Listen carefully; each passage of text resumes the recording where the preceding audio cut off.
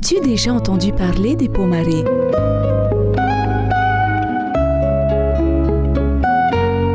C'est une famille qui a joué un rôle important dans l'histoire de Tahiti. 5 d'entre eux se sont succédés comme rois de Tahiti.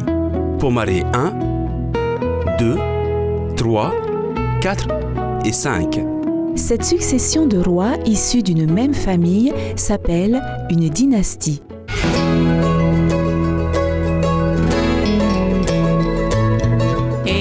Tout qui prend le nom Pomaré Ier est le chef des districts de Pare Arue, de la vallée de Tiperui à l'ouest, à la crête du Tara au nord-est.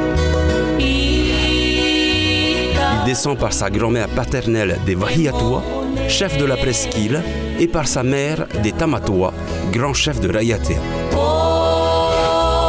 James Cook, le navigateur anglais, lors de son deuxième voyage en 1773, puis William Blight, capitaine de la Bounty en 1788, pense que le personnage important qui les reçoit dans la baie de Matavai est le roi de Tahiti. En fait, Pomaré n'est que le chef d'une des nombreuses chefferies de Tahiti. Ce chef a bénéficié non seulement des cadeaux reçus des Occidentaux, mais aussi de l'aide des armes à feu, de l'aide aussi ensuite des déserteurs qui vont quitter les navires et s'installer sur l'île et faire bénéficier le chef qui s'occupera d'eux de leurs techniques de combat qui sont différentes des techniques de guerre qu'utilisaient les Tahitiens à cette époque. En 1797, les missionnaires protestants anglais sont accueillis à leur tour par Pomaré Ier et son fils Pomaré II.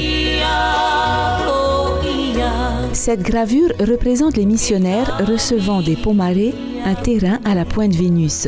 On reconnaît Pomaré I, Pomaré II et son épouse Tetua, portée sur les épaules du serviteur. Les missionnaires accompagnés de leurs femmes et de leurs enfants. Pomaré Ier meurt en 1803. Son fils Pomaré II avait reçu dès sa naissance le nom et les privilèges de chef. Il succède à Pomaré Ier. C'est le début d'une dynastie. Pomaré II a du mal à s'imposer comme roi de Tahiti. Deux camps s'opposent. Pomaré II s'appuie sur les mercenaires européens et les missionnaires protestants anglais. Face à lui, la plupart des chefs se coalisent pour défendre les coutumes et la religion traditionnelle. En 1808, Pomaré II est battu par une alliance de la plupart des chefs de Tahiti. Il fuit à Moorea.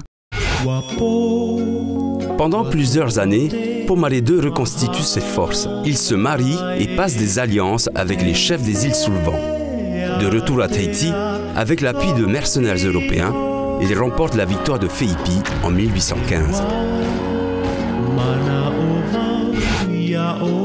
4 ans après, il reçoit le baptême et un code de loi rédigé par les missionnaires le proclame roi de Tahiti en 1819. C'est le code Pomaré. La religion protestante devient la nouvelle religion. À la mort de Pomaré II en 1821, son fils n'a que 18 mois. Élevé par les missionnaires, Pomaré III est couronné à la manière anglaise à l'âge de 4 ans. Mais il meurt très vite en 1827. L'autre enfant de Pomaré II, Aimata, une jeune fille de 14 ans, prend alors le pouvoir. C'est sous son règne qu'est signé le protectorat avec la France en 1842. Tahiti et quelques îles deviennent établissements français de l'Océanie. Ici, dans le portrait réalisé en 1851 par le peintre Charles Giraud, la reine a 38 ans. En 1857, débute la construction de son palais à Parahui. Il ne sera achevé qu'en 1883.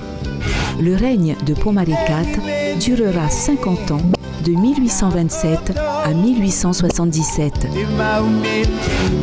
Son fils, Aliaoué, lui succède en 1877.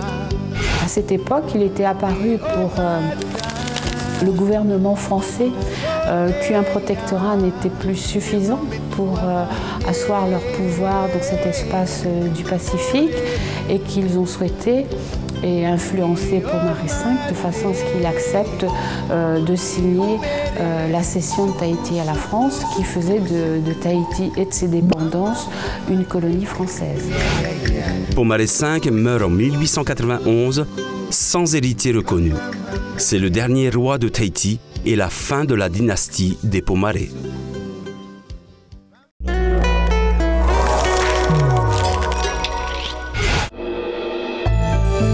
Deux formes de traces du passé rappellent la dynastie des Pomaré.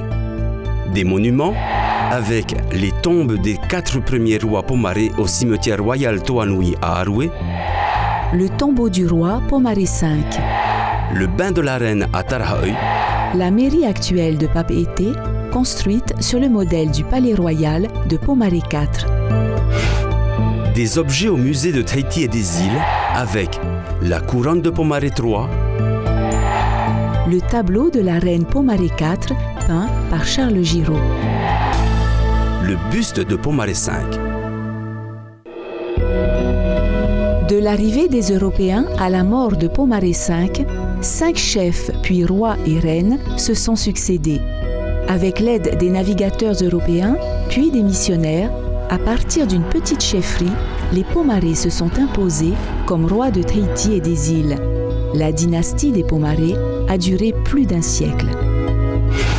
Tu peux chercher avec tes camarades des noms de rues à Papeete qui rappellent les Pomaré. Bonne recherche!